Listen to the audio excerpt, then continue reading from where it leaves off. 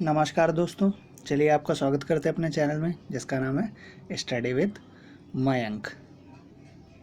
अगर आपको मेरी 12th क्लास की जो ये सीरीज़ चल रही है जिसमें मैं 12th का पॉलिटिकल साइंस का कोर्स कंप्लीट करा रहा हूँ, अगर आपको ये अच्छी लग रही है तो प्लीज़ चैनल को सब्सक्राइब कीजिए। और हो सकता है जिस भी ज़रूरतमंद को इसकी ज़रूरत हो, लॉकडाउन के बीच स्टडी नहीं रुकनी चाहिए, ये हमारी मुहिम होनी चाहिए, तो आप सभी फ्रेंड्स को शेयर कर दें।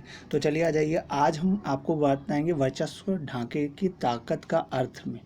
वर्चस्व ढांचागत ताकत के अर्थ में क्या होता है हमने पढ़ा इससे पहले। वर्चस्व क्या होता है आपने समझा जी, दबदबा।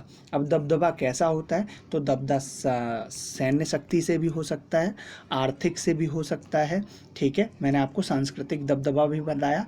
इस तरह से मैंने आपको 9/11 हमला बताया, डेजर्ट फ्रीडम बताया, एंड्यूरिंग फ्रीडम बताया, इराक पर हमला बताया। ये सारे अमेरिकी वर्चस्व को शो कर रहे थे। आज हम उसके आगे टॉपिक में कंप्लीट करते हुए वर्चस्व ढांचागत ताकत के अर्थ में, वर्चस्व ढांचागत ताकत के अर्थ में जानने की कोशिश करेंगे। वर्चस्व को दूसरे अर्थ पहले अर्थ से बहुत अलग है। वर्चस्व का जो दूसरा अर्थ है वो पहले अर्थ से बहुत अलग है। इसका रिश्ता वैश्विक अर्थव्यवस्था में खास समझ से है। इस की बुनियादी धारणा वैश्विक अर्थव्यवस्था पर में मर्जी चलाने वाला एक ऐसा देश ज़रूरी है जो मतलब की चीज़ों बनाए और उसे बरकरार रखे। मतलब यहाँ ढांचागत ताकत के अर्थ में यहाँ आर्थिक रूप में बात की जाएगी कि अमेरिका किस तरह से आर्थिक रूप में सबल है अन्य देशों के मुकाबले। आप देख सकेंगे बाद में कि अमेरिका इस मुकाबले में बहुत सबल है। ऐसे देश के लिए ज़रूरी है कि उसके पास व्यवस्था कायम करने के लिए कायदों से को लागू करने की क्षमता और इच्छा हो। जो व्यवस्था वो बनाए, ऐसा नहीं है कि आपने जैसे भारत में होता है, क्या भारत में क्या होता है, कोई रूल बन गया तो यार रूल बनना बहुत बड़ी चीज़ नहीं है, रूल को फॉलो करवाना। जब आप रूल को फॉलो करवा लेते हो ना तो ही आप एक मतलब अच्छे कह सकते हो प्रशासक बन सकते हो। जैसे मैं आपको बोलूँ कि मान लीजिए आपके स्कूल में एक स्कूल टीचर है, बच्चों से बोलती होमवर्क करिए, और बच्चे कभी होमवर्क करके लाते ही नहीं। अगर वो होमवर्क नहीं करेंगे तो इसका मतलब क्या है, इसका मतलब ये है कि वो कभी भी वो अच्छे टीचर नहीं है। क्यों? क्योंकि अच्छे टीचर कभी अपने बच्चों को होमवर्क अगर देंगे ना और अच्छी तरह से पढ़ेंगे तो वो ज़रूर करते हैं, कभी ऐसा नहीं होता कि होमवर्क ना करें। तो इसी तरह से दबदबे वाले देश ऐसे अपने फ़ायदे के लिए करते हैं, लेकिन अक्सर इसमें कुछ अपेक्षित हानि भी उठानी पड़ती है। जितने बहुत ज़्यादा वर्चस्व वाले देश हैं, जो चीज़ें मैं आपको बता रहा हूँ ये अपने फ़ायदे के लिए करते हैं, लेकिन कभी कभी उनको हानि उठानी पड़ती है और अर्थव्यवस्था का खुलापन का फ़ायदा उठाते हैं, जबकि इस खुलेपन में कायम रखने के लिए जिन्हें वो कोई खर्च नहीं करना पड़ता।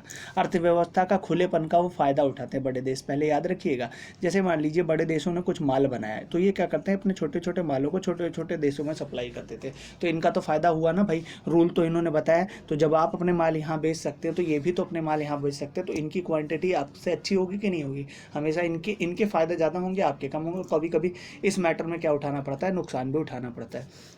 वर्चस्व का दूसरा अर्थ है ग्रहण करो, तो इसकी झलक में विश्वव्यापी सार्वजनिक वस्तुओं को मुहैया कराने और अमेरिका भूमिका से मिलती है। सार्वजनिक वस्तुओं से आशय है, सार्वजनिक वस्तुओं से आशय का मतलब क्या है? क्या है सार्वजनिक वस्तुएं? सार्वजनिक वस्तुएं ऐसी चीज़ जिनका उपभोग कोई एक व्यक्ति करे तो दूसरा उपलब्ध इसी की मात्रा की कमी ना आए। अगर एक व्यक्ति इसका उपयोग करे तो दूसरे की उपलब्धता की मात्रा में किसी भी प्रकार की क्या आए, कमी ना आए।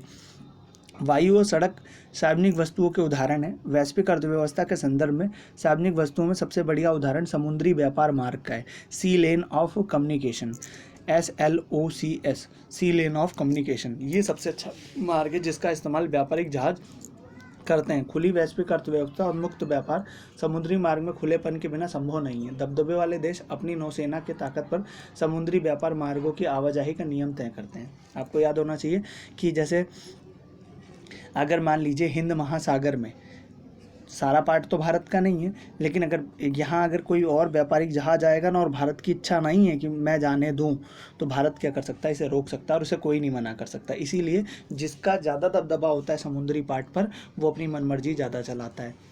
याद रखिएगा, वो अपनी मनमर्जी भी क्या चलाता है? ज़्यादा चलाता है। तो आवाजाही पर सुनिश्चित करता है। और दूसरे विश्व युद्ध के बाद ब्रिटिश नौसेना का जोर घट गया। अब भूमिका अमेरिकी नौसेना निभाती है। इसकी उपस्थिति में लगभग सभी महासागरों में भूमिका जो है अब जब विश्व युद्ध हुआ तो विश्व युद्ध के बाद, दूसरे विश्व युद्ध के बाद, एक मान सकते हैं कि जो ब्रिटेन अपने ताज पर था, तख्तो ताज पर बैठा हुआ था, वो उसकी पावर घट गई। अब अमेरिका की पावर इंक्रीज़ होनी चालू हुई। जब अमेरिका की पावर इंक्रीज़ होनी चालू हुई तो आज सारे समुद्री कानून के नियम अमेरिका ही तय करता है।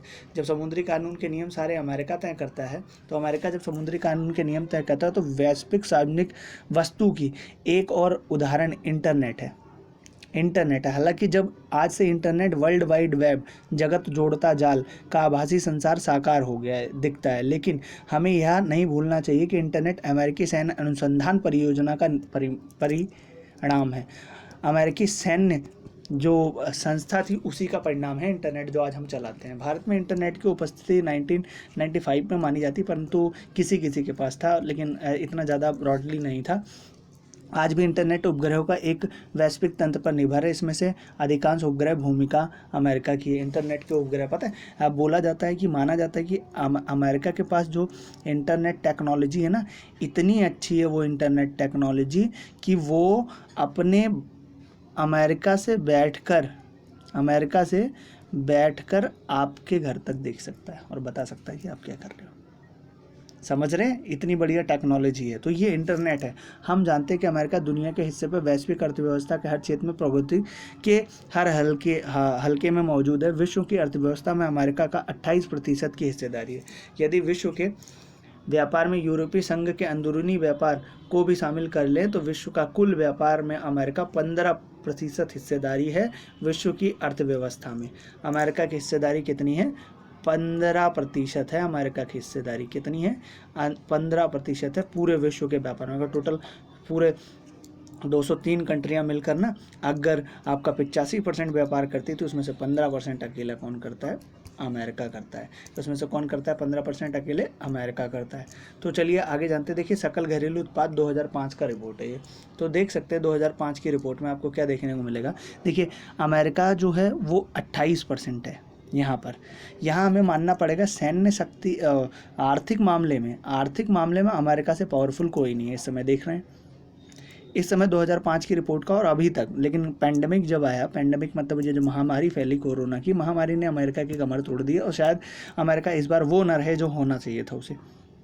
लेकिन सैन्य शक्ति के बारे में अगर बोलें तो अमेरिका, तुलनात्मक क्रिया में अध्ययन अगर हम करें तो अमेरिका आज भी सबसे आगे है, आगे है। देख लीजिए जो इम्पोर्टेंट देश होते हैं, यूरोपीय क्षेत्र है। यूरोपीय क्षेत्र मतलब ब्रिटेन, फ्रांस, जर्मनी, इन सब का मिलाकर है और अमेरिका अकेला है। यहाँ देख लीजिए रूस का क्या हिस्सेदारी, भारत की क्या हिस्सेदारी। तो मतलब अमेरिका जो है वो एक हो चुका है। लेकिन सैन्य शक्ति के मामले में आज भी अमेरिका को कुछ देश टक्कर दे सकते हैं, जैसे चाइना हुआ, रूस हुआ। सैन्य शक्ति के मामले में अमेरिका को टक्कर दे सकते हैं, लेकिन अगर आर्थिक मामले में बोले तो अमेरिका को टक्कर देना बहुत मुश्किल है। एक भी ऐसा क्षेत्र नहीं है जिसमें कोई अमेरिकी कंपनी हो। 3 अग्रणी कंपनियां, अगर 3 टॉप कंपनियां होती हैं तो उसमें से एक कंपनियां अमेरिका की ज़रूर होती हैं। तो ध्यान रहे कि अमेरिका की आर्थिक प्रबलता, ढांचागत ताकत यानी अर्थव्यवस्था में खास शकल के ढलने की ताकत जुड़ी हुई है। दूसरे विश्व युद्ध के बाद ब्रिटेन वुड प्रणाली कायम हुई और अमेरिका द्वारा कायम यह प्रणाली आज भी विश्व में अर्थव्यवस्था को बुनियादी संरचना का काम कर रही है। इस तरह हम विश्व के बैंक, अंतर्राष्ट्रीय मुद्रा कोष और विश्व व्यापार संगठन में अमेरिकी वर्चस्व का परिणाम मान सकते हैं। हम ये मान सकते हैं कि विश्व व्यापार संगठन हुआ, ये सब हुआ, यहाँ पर अमेरिका की पहुँच आज भी बहुत ज़्यादा है अन्य देशों के मुकाबले यहाँ आज भी उसकी पहुंच बहुत ज़्यादा है। अमेरिकी की ढांचागत ताकत एक मानक उदाहरण MBA है। पता है पहले MBA की डिग्री नहीं थी, लेकिन अमेरिका ने इसको विशुद्ध रूप में अमेरिकी धारणा है। व्यवसाय अपने लोग, आप एक देखो, हम MBA की डिग्री एक ऐसा पेशा है जिसमें आप क्या करते हो, काम कैसे करना है इसे सीखा जाता है। कैसे आप अपनी कंपनियों को सिखाओगे इसको सीखा जाता है। सबसे पहले एक ही विश्वविद्यालय स्थापना हुई थी अमेरिका में 1881 में MBA की शुरुआत हुई थी। फिर 1900 में ये आरंभ हुआ।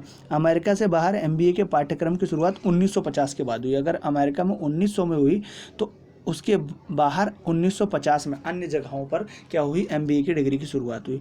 ऐसा नहीं है जिसने MBA को प्रतिष्ठित अकादमिक डिग्री का दर्जा हासिल ना हो। इस बात से हमें दक्षिण अफ्रीका के दोस्त जाबो को याद आती है, जिसने अपना मतलब इसमें भी एक चैप्टर के फ्रंट पे ही इनके बारे में जिक्र है कि इन्होंने भी अमेरिकी वर्चस्व को देखा है। सर जिसने अमेरिका की डिग्री ली, तो मतलब आप समझ सकते हैं आप समझ सकते हैं कि किस प्रकार अमेरिका का एक वर्चस्व बना हुआ है।